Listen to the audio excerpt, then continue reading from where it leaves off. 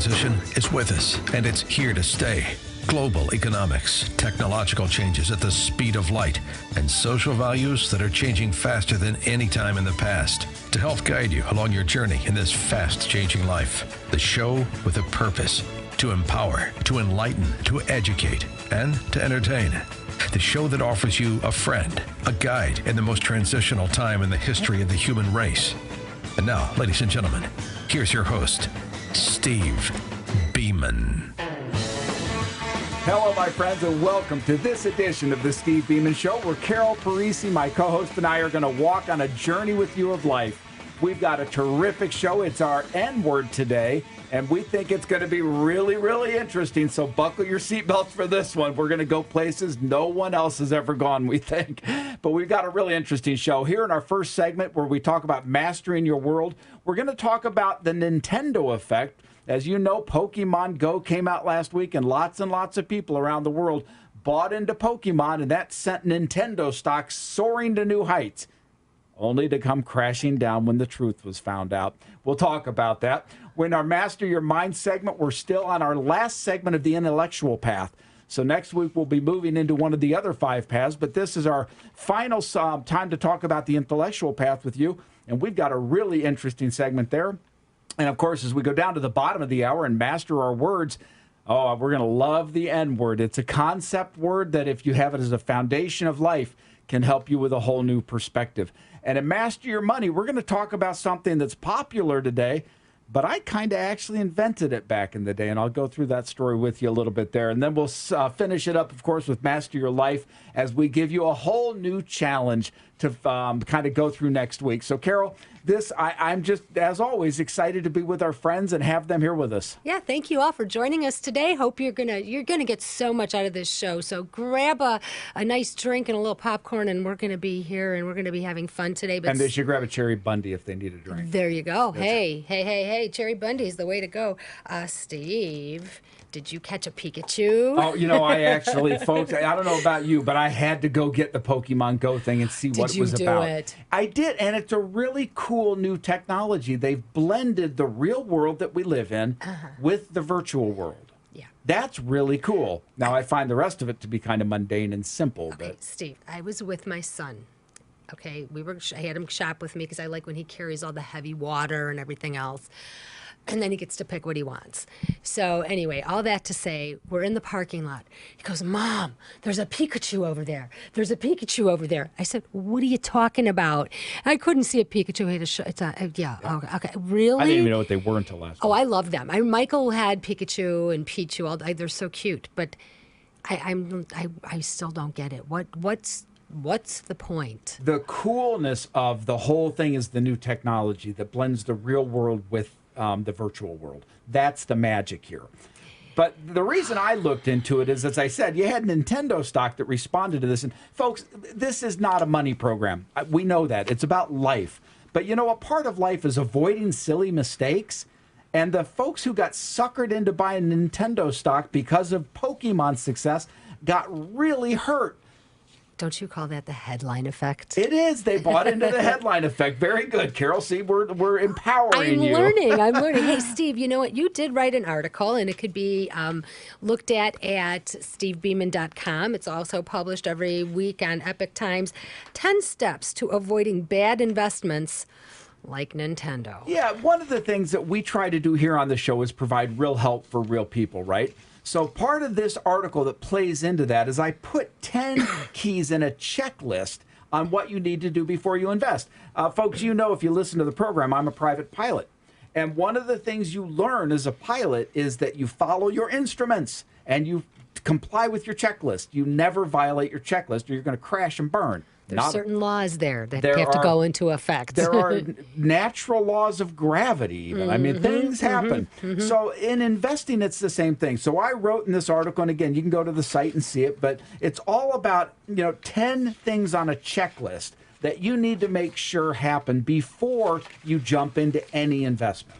Well, you know, my brother-in-law's cousin said that. Is that a good way to go? We typically find that when the brother-in-law or the uncle who's a plumber and reads Money Magazine gives you advice, it usually doesn't work very well. But I would also say to you, oftentimes when you go to a broker, it doesn't work too well either, because they don't always have your interest put first. Well, but they do have a fiduciary responsibility. Not all of them do. Oh, and that's what really? we've talked about. Yes, Fiduciary advisors are very different than the mainstream broker. So, yeah, I put down 10 things on a checklist. And I said, you know, folks, go through these before you jump in. Can we talk about a couple of them for our listeners today? I think that'd be very empowering. Well, I'll go down all 10 real quick and then pull out the ones you want to go deeper on. But number one was, how does it fit within my core investment themes? Is this something I like to do? Number two, do the numbers fit my investment criteria? Am I a value buyer, a growth buyer, a momentum buyer? And if you're sitting there right now going, I don't know the answer to that. I'm sitting here right now going, I don't know Then the you answer need to join that. SAFE. We've talked about that, and you need to get educated on that. But how do the technical measures line up? How do the short-term indicators go? How is the risk-return profile? I have a very risky personality. I'm willing to be in an investment that may be down 20% one day and up 40 the next. That's volatility. Most people can't sleep with that. Would that be the volatility index that you're referring to? Some of the things like that, but I'll do any investment like that. I'm a high-risk player. But what could go wrong? One of the things I learned in business is that when you grow up in sales, you're an optimist. You're always looking for what can be done right. But when you sit in the chairman's seat, your entire world centers around what can go wrong. The business leaders typically are the biggest pessimists in the world in their business because that's what they do. What can go wrong? And you need to think that on your investments. What's your exit point? How are you going to get out? When are you going to get out? Maybe you're going to hold it forever. Who knows? That's your choice. What other alternatives are available? Did I do my homework? Am I buying the headline effect? Or should I be looking at another one that actually might make a little more sense? What are the expected holding period returns? In other words, is it for tax purposes, long-term or short-term? There's a big difference there. Short-term taxes are a lot higher than long-term taxes. So that can affect the total return that you expect. And then what data points do I monitor it with? In other words, if I'm buying Nintendo because, Pokemon, well, do I want to watch Pokemon sales or do I want to watch Nintendo's earnings? What is the measure that I know how to look at my investment? And then finally, what is the one thing that could blow up in this investment? Sometimes called the black swan event. Okay, Steve, you went through a whole list here. And one thing I've heard from some of our listeners is they like the fact that I'm not as apprised on investing as you are because I ask some of the questions that they're asking. So hopefully this will serve some people. So, okay, how does this idea fit with my core investment themes? How do I know what my core investment themes are? How do I create a core investment theme strategy? Typically, if I talk to somebody who's beginning an investing journey, right? Let's go to their life experience. What are they interested in? What kind of things have they done? What areas of knowledge do they have in the world? And let's look at that maybe as an investment theme. So why would one, boy, we could do a whole show on keys to good investments. Because, and I know there's a lot we're throwing out here. Right. My question to you is, what difference does it matter? What difference does it make what my investment themes are? I'm going to be more, I'm asking, am I going to be more comfortable? Let's assume for a minute I buy healthcare stocks because I'm a doctor and I understand the healthcare industry. Okay.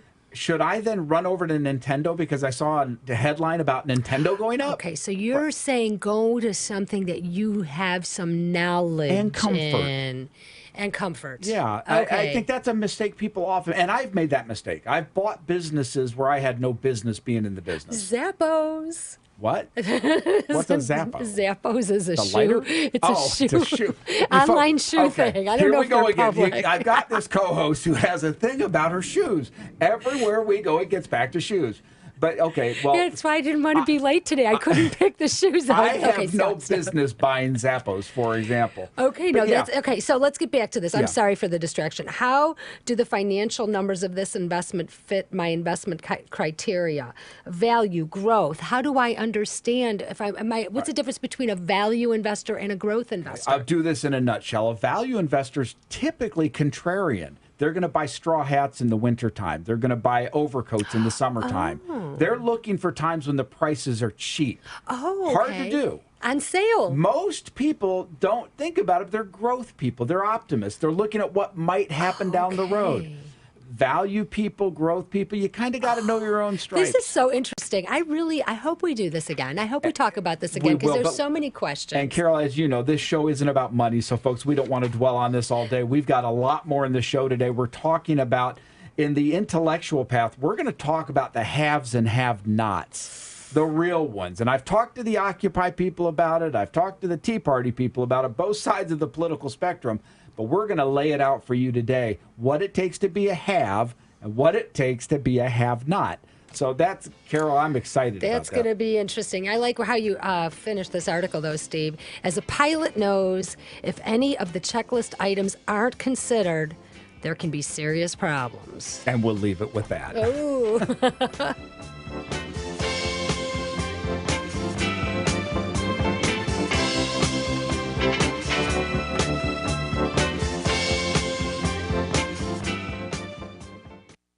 Hi friends, Carol Parisi here. If you're like me, you're always on the quest for improved sleep and more energy. I discovered the secret to getting this. It's tart cherries and their restorative powers. It's been found that tart cherry juice, like the Cherry Bundy brand, could help to relieve aches and pains, provide faster muscle recovery, and help you get a good night's sleep. The science shows that tart cherries and Cherry Bundy are rich in antioxidants that help reduce inflammation in the body. These antioxidants also work to reduce exercise-induced oxidative stress to help your body recover faster. Tart cherries also contain naturally occurring melatonin, known as a key ingredient to a good night's rest. To learn more about the science behind tart cherry juice, check out choosecherries.com. It's full of data from independent research studies. My favorite tart cherry juice brand is Cherry Bundy, which you could find at cherrybundy.com, spelled CHERIBUNDI.com. And tell them Steve and Carol sent you.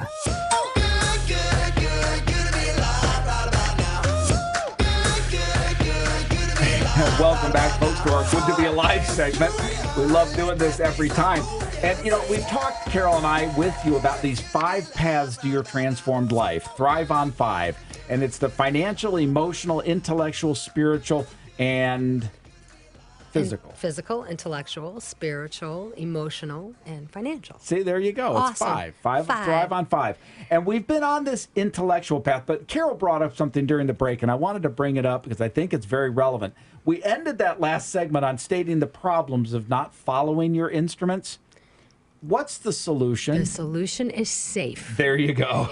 Safe. It is Be fantastic. safe. Be safe. You could join. It's such a good value investment, and the information that you get, and the consideration you get from Steve and his team. It's amazing. It educates. It's educate. You're not an investment. No, group. we're not You're an not advisor. selling annuities. We're just an educational firm, but we're an educational firm with a lot of real world experience. Well, and that's huge. It's nice to teach, but not from the ivory tower. But we're not going to be talking about the financial path at this moment. No, we're talking about the intellectual path. And Carol, this was driven years ago. I was invited to speak to the Occupy people. This is back when I was giving speeches to Tea Parties and that. So I thought, all right, I'm going to talk to the Occupy people.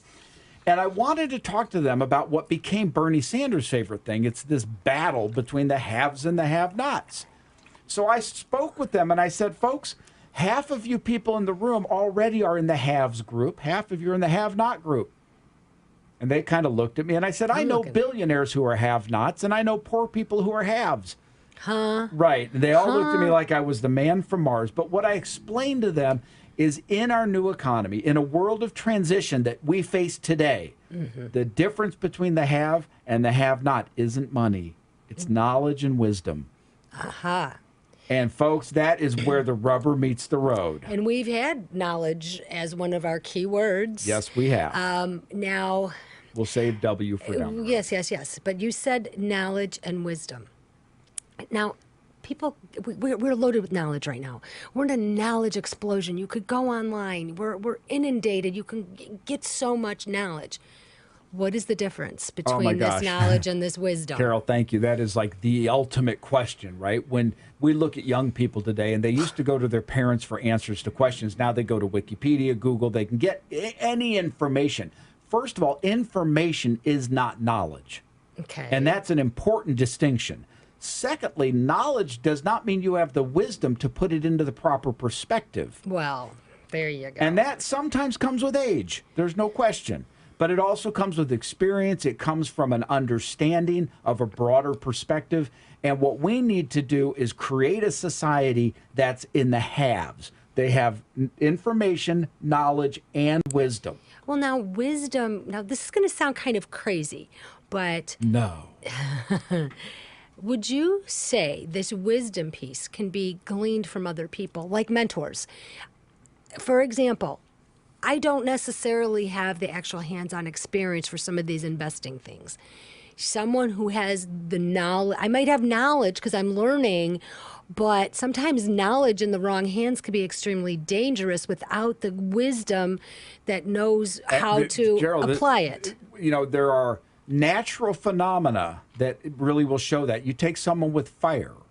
They may have the knowledge of how to make fire, but if they don't have the wisdom on how to use it, there's going to be a problem, right? Water's the same way. And again, I go back to being a pilot. You have the information being fed to you. Right. Well, you have the knowledge of what that information means.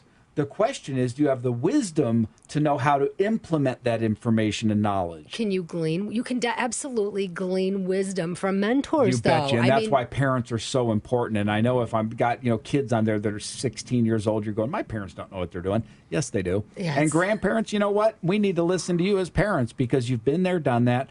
Are you always right? No, because maybe your information was wrong, or maybe your knowledge was wrong. But your application of it, we can learn from. Well, before the show, Steve, we were talking about this, and you hit on some really heavy things. Like right now, we are in such a transformative society that not everything is bad. I mean, we were talking about minimum wage and how this transformation knowledge that we have. If you're wise, you could use it to benefit your life. And what Carol's referring to is there were two big topics as we kind of prep for the show and talk about what's going on in the world. We were talking about a conversation I had on the Rusty Humphrey show, in which he asked about minimum wage. And I said, we've got to quit looking in the 21st century at 20th century solutions. And my point to Carol was, if we look in the 60s, 70s, and 80s at minimum wage increases, they were always complained about. Everybody fought them. Everybody said, this is terrible. It's going to cause jobs to drop out. It didn't. In the 20th century economy, it actually didn't hurt. Whether it helped or not, I think is another story. But it didn't hurt. As we look today, and you take an increase in the minimum wage today, the competition isn't people to people. It's people to computer machines. Say that again, because see, it took me a little bit to understand that. All of a sudden, you've got minimum wage, you're competing against somebody who's got different skill sets and talents. Now you're competing against machines that are going to work longer, going to work consistently. They're not going to be 6 days an hour. Mm-hmm. And that's the difference. And this, so I looked and I said, you cannot apply 20th century solutions to a 21st century economy. And that led us into a discussion of the global economy and how we are today, more than people want to admit, we are a global economy. Disney has Disneylands in France. They've got them in the Far East. Coca-Cola, I think, does most of its sales outside of the U.S. now. We just today, Chrysler announced they're moving all car production to Mexico and somewhere in Europe.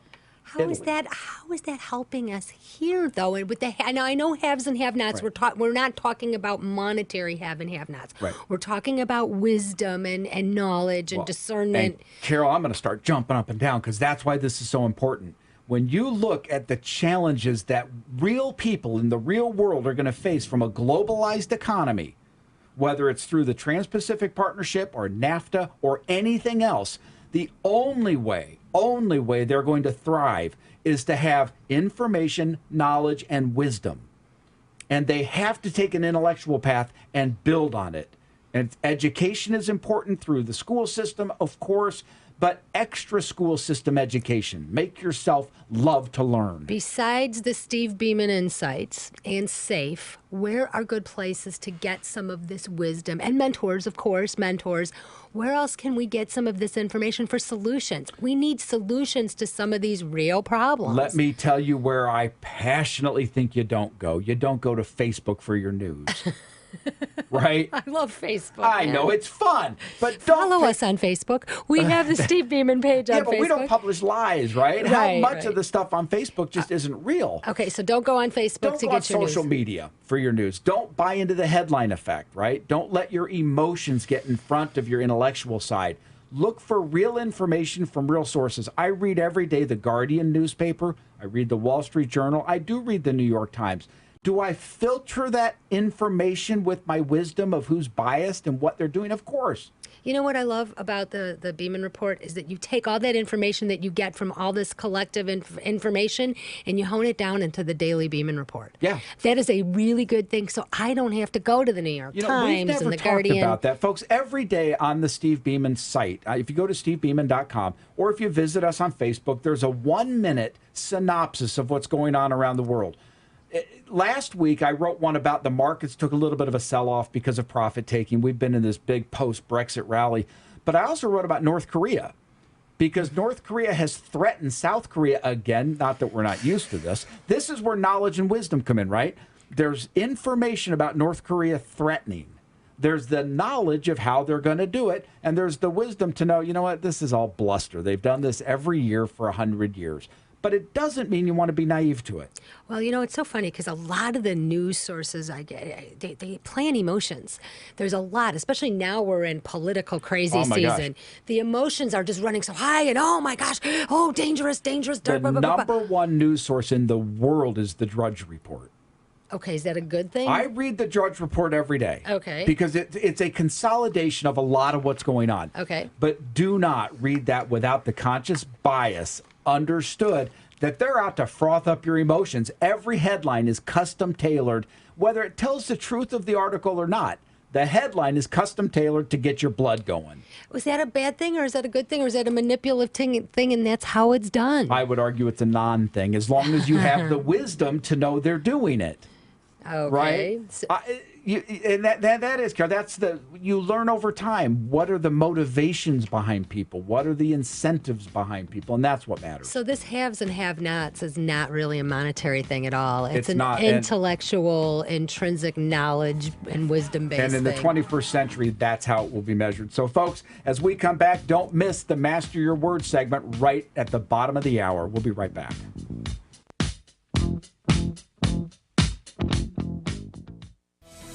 A funny thing happened over the past years. Responsibility for retirement got shoved onto your back. IRAs, Keos, 401ks, and all the other alphabet soup of investment options were thrown to you with the happy statement, you're now in charge of your own retirement. The problem is, money doesn't come with an instruction book. Well, here's the instruction book with no biases, no conflicts of interest, a pure purpose to promote and provide financial education. Welcome to the Society to Advance Financial Education, a 501c3 not-for-profit organization created and sustained to help you, real people in the real world. When you need a friend in finance, someone to explain things and make them understandable to you, you need SAFE. We have spoken to hundreds, thousands of people in transition, men and women dealing with retirement, college planning, divorce, death, transitions of all kinds, and we are there to help. Visit safefinancial.org on the web and become a member. Let our educational tools help you.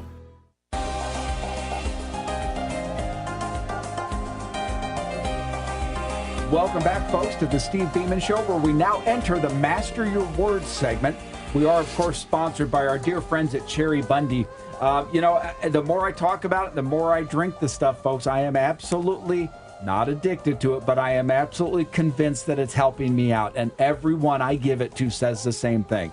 So go to cherrybundy.com and buy some cherry juice. Tell them Steve and Carol sent you, or write us at carol@stevebeaman.com or me, and we'll send you some. I got tons of it. It's phenomenal. And I'm getting a lot of response from our listeners that have been getting it. Doctors, chiropractors, dentists, across Loving the board it. saying this is great. In fact, Cherry Bundy's now on 20 of the football teams or something.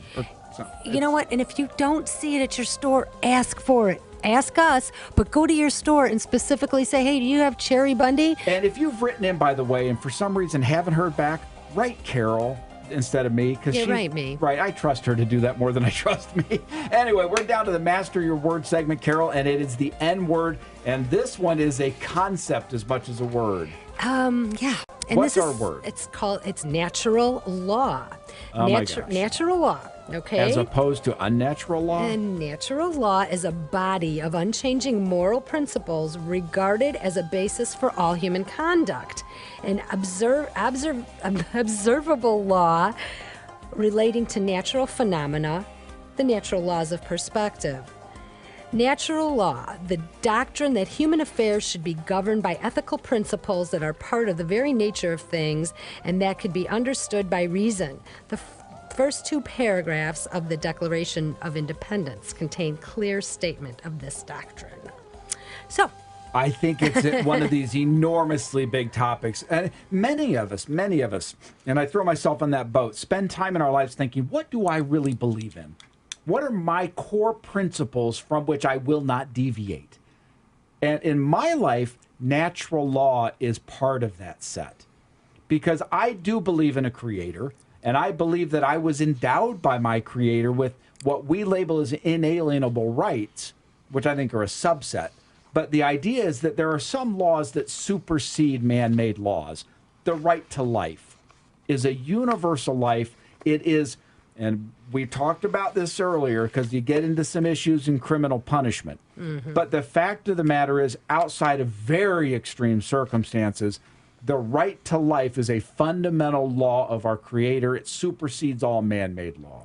You know, I find it interesting because in some of the show prep, the information on natural law is profound and stunning. It's a very philosophical thing from absolutely. Plato to Hobbes, and it's a philosophy. It is very much a philosophy that's driven governmental philosophy for hundreds of years. It is the foundation of the American dream. It's the foundation of our republic. It's but, a you know, republic of virtue and natural law. It is, and I think virtue is a natural law. I think people wish to be virtuous. They may slip on that, but I think it's a good thing.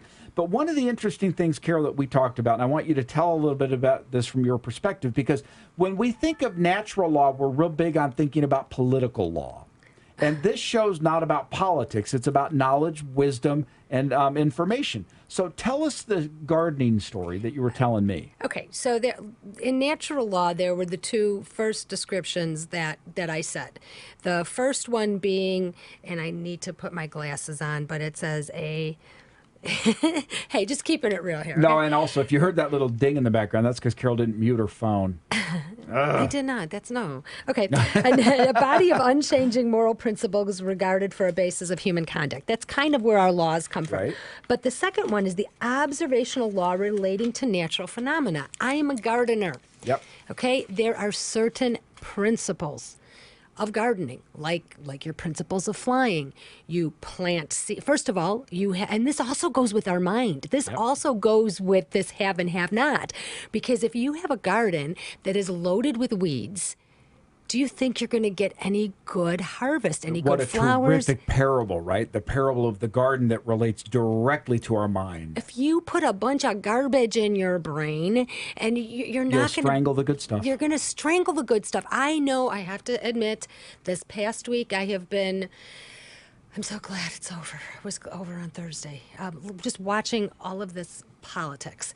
I feel compelled to watch these conventions. I think that's called masochism. Oh, you know something? I started thinking, what am I doing? I'm watching a bunch of people blow a bunch of smoke up each other's posterior quarters, and it's garbage. It's garbage. It may just be a natural law that politicians lie. Oh, come on, right? I mean, that is a natural law. But anyway, back to gardening. Yeah. Yes, you could relate it to the smallest thing. I mean, nature gives us clues.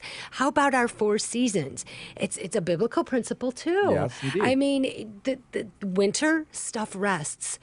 Shouldn't we live our life kind of by natural law too, and how nature is? I think there are so many parables here we could use to educate, because you have the spring of life, the summer of life, the fall of it, right, all that.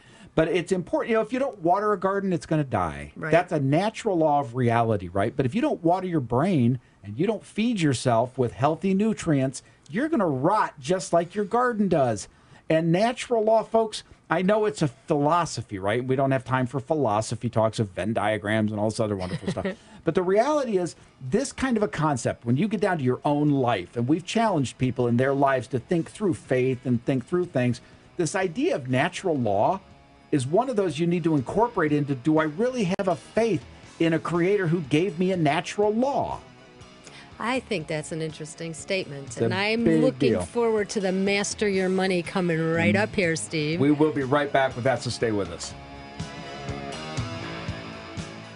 We just finished tax time, and I know, like me, many of you are thinking, wow, this gets more complicated every year. I'm Steve Beaman, and my friends at Greeby & Associates have been helping individuals and successful businesses for over 20 years. In construction, they say measure twice and cut once. In accounting, trust me, research and plan before you act. When you need powerful tax and accounting advice for you or for your business, contact Greeby & Associates at 630-653-3510. Visit Greeby & Associates. Now, back to the Steve Beaman Show for insight on your money and the nation's financial future. Hello, folks, and welcome back to this, the Master of Money segment here on the Steve Beaman Show. It is nice always to mention we're sponsored by the Society to Advance Financial Education, the 501c3 that is your friend in finance. Visit them at safefinancial.org or write me at steve@stevebeaman.com. And we're also sponsored here by my good friend John Greeby of Greeby & Associates, an accountant who really does research twice and act once. It's kind of a great way to go through things. You can reach him at 630-653-3510. If you've got tax questions, estate issues, whatever they might be, give John a call. So, Carol, as I looked at this week, I went back to my roots, back in my early days, starting out as an entrepreneur. Okay. And I went to a company that I created together with someone very close to me called Equinet. What's Equinet? Well, it is what has now become the reverse mortgage market. What? Yeah. Okay, do tell. Explain. Here's the concept. And folks, you might, especially if you got parents, you're contemplating something called a reverse mortgage. Here's the basic idea. You own your home. You'd like to, as you enter the twilight of your life, be able to use that money to go on vacations, give college money to your kids, whatever it might be. So you can go to a company who will give you the money in your house. They will loan you the money. So in other words, it's a reverse mortgage. They're now going to... Couldn't I just get a home equity loan? You can. Here's the difference. On a home equity loan, you have to make payments on it. Okay. On a lot of the reverse mortgages, you don't pay anything. What? No. So money for nothing? Well, it's not for nothing. They own the home. So what you're doing is pre-selling the home, kind of, but you now get to spend the money and live there until you die or move out. Okay, so you're telling me, so let's say I have and this is definitely kind of a very ambiguous number. Let's say I have a $150,000 home. Then you're lucky. Okay. I could get $150,000 up front. Some percent of it, yeah. Probably Are there taxes paid? Because when you sell your home for $150,000, these now are FHA insured. These are government insured mortgages. Okay, wait. I am like, okay, how is this going to affect the economy moving forward as baby boomers in bust keep doing this? Is this going to create a housing bubble or something? It's going to create a lack of wealth transference to kids because what's happening is grandparents are spending the equity in their home to help them live their lives. And when they pass, that house no longer goes to the kids. Well, who does it go to? Goes to the company that issued the reverse mortgage. So now is this another bank-owned property? It is. So and they're not banks that do this. They're typically private, different specialized companies. Interesting. But it's an interesting thing. If you've got an older parent who's saying, look, I'm down, I'm 75 years old or 80 years old. I own a house that's worth $150,000, $200,000. I own it free and clear. I'd like to get a little money in the twilight of my days to have another vacation or help the kids out. A reverse mortgage can be an elegant solution to get money out, not cause you cash problems because you don't have to make payments. And then when you do pass away or when you move out of the house at some point into maybe an assisted living facility, you turn over the house to the company and they take it. Well, that's another thing. Well, hold on a second. Okay, this house is worth $150,000, and a couple of really nice vacations for $150,000. You're allowed to gift $14,000 per person. Yep. What happens? Okay, I did this reverse mortgage, $150,000 home. I die in a year. Then the mortgage company made a good bet. Wow. which is why I got out of it, because I didn't want to be accused of, well, you have all these people's reverse mortgages and they all died. See, I'm not embracing this. I'm a real estate kind of gal, Right. and I think real estate is a great way to build Yep. wealth. And It is. I own my home free and clear. If I can pay my bills with my other investments that I have, and my bills are paid, and I could still live a good quality of life and not have to eat cat food, Right. I would love to be able to leave this property to my Absolutely. But what if you're 75, 80 years old and you really don't have the money and you own this house outright? Do you want to starve for the next 10 years and then leave it to your kids? Or do you want to spend it now, help them out a little bit, and enjoy it? I might just want to sell the house, take the money, and then put. But then where are you going to live? So you could live reasonably. I, You could buy a little condo or a little. Florida. I get it. There are options, which is why you can't say blanket these are good, bad, or indifferent. For some people, they're elegant solutions. For others, they don't make any sense. See, I could But- see it for somebody who. Now, can you have a mortgage on your house and still do No, a you reverse? have to own it free and clear because the have to own reverse it mortgage company has to be able to get that title security in Do it. you quit claim deed the title over to them? Is that how it's I don't done? think you give the deed. It's like a mortgage. It's a standard mortgage or lien.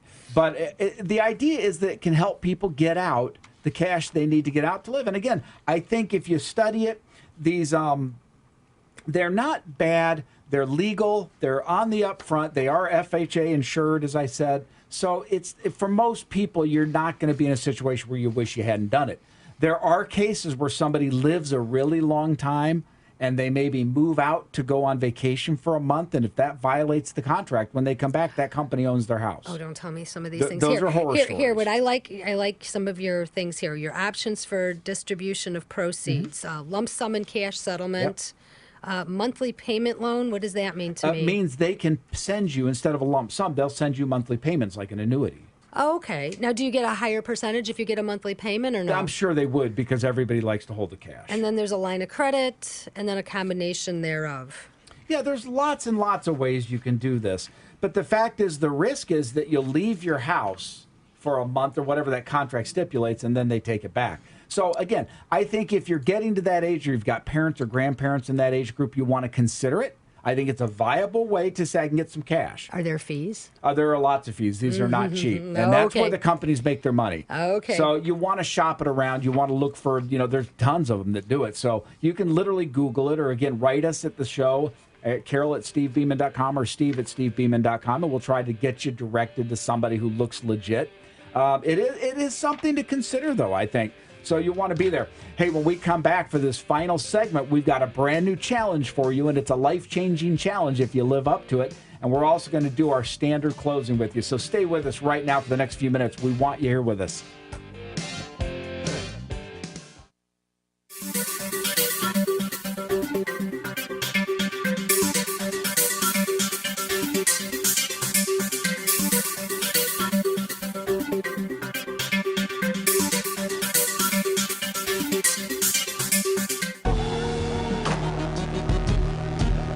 Welcome back to this great edition of the Steve Beaman Show. This is Carol Parisi with the fastest hour on radio. Steve, my goodness, here we go. Went by way too fast. Oh, my goodness. And what breadth of stuff we covered today, from 10 ideas on how do you pick better stocks and make better investments, down to becoming one of the haves versus the have-nots in the master your mind area, down to a word that can change your life if you embrace it on natural law. In fact, our challenge this week is going to talk about natural law, but then we brought it back up with the Master Your Money and this reverse mortgage thing that's hitting the world so big. So, yeah, this is another show filled with real help for real people. Well, it's incredible. And what was last week's challenge? We talked about mindfulness, as folks may recall. We talked about being mindful each and every day and thinking through, before you speak, perhaps, being mindful of the effect of what you're saying, what you're doing, and what you're being. I like that. I do like So it. what are we doing this week on the challenge? And take this one to heart, folks, because we talked about it. Well, it kind of goes with the past few, the life and mindfulness. And this is going to be natural law. There are 4 seasons in a year. Think about what season of your life that you're in and how that's going to impact the rest of your life. How does that grab you? How deep that is. When we come in next week, we get together, we'll go through what we thought for each of us on that. Okay, that's kind of interesting. I think it's going to be. And I think it's all in your mind, too. I mean, because I do truly believe age is just a number. Well, it is, by definition. It's Sorry, you kick into my logical side here, and of course it's a number. But you know what? There's a reality to it, though. I'm talking about the mind thing of a number. I mean, with Jack Benny, he was 29 forever, right? Okay, so Steve, we talked about the haves and have-nots. Yep. Not what people probably thought. Yeah, we changed we little plot twist on that. So you have more in your mind. And information, knowledge, and wisdom. Line the three of them up and become an empowered person to live a better life. And if you don't have them, get a mentor that has that information and the knowledge and wisdom you seek, and they will share it with you. Yep. And let's see, how about this reverse mortgage? Yeah, that's something, again, not appropriate for everybody. But if you've got a grandparent, a parent, or you're in a situation where you're saying, hey, I own my home, I'd like to get a little cash out. I don't want to move. I want to stay where I am. This is a possible solution for you. But it's not right for everybody, and check the fine print. And you know what? You said something, because I'm like, when I started crabbing about it, and I said I would just move. And you made a huge point. What if you can't move? What if you physically can't move? So there are cases it makes a lot of sense. But talk to a real estate professional about it. It really can help. And what about the Nintendo effect in investing? Go to the site, get the 10 rules. Now, folks, you really want to be with us next week. It's the O word. And it's either going to be observational or opportunistic. It's going to be some terrifically powerful word. So you'll want to be here for that, because you know what? We're going to do our best to provide real help for real people. And that, you know, the O word, I think we can figure out something there. I do want to give special thanks to our producer, James Thompson, who works so hard to put this show together. And each and every week, he's the entertainment component. So if you like the music, like the way it flows, thank James. We also want to thank our sponsors, of course, SAFE, the Society to Advance Financial Education at safefinancial.org. John Grebe, our accountant friend at 630-653-3510. And our good friends at Cherry Bundy, who provide a tart cherry juice that helps you sleep, gives you better anti-inflammatory power, and all around makes you a better person. I love the Cherry Bundy. How's that? I love tart cherry. It's great. Well, you know, I want to talk a little bit more about it next week. There's some really interesting studies that I'm finding on inflammation. Well, and Carol, you're a certified herbalist, certified nutritionist. You got all these things. So next week when you join us, we're going to hear from the intellectual side of Carol. And we are switching on the paths next week, too. We go, I don't know which one we're going to do. We'll have to figure that out. I don't know. We'll talk about it. We'll figure out the best one to do.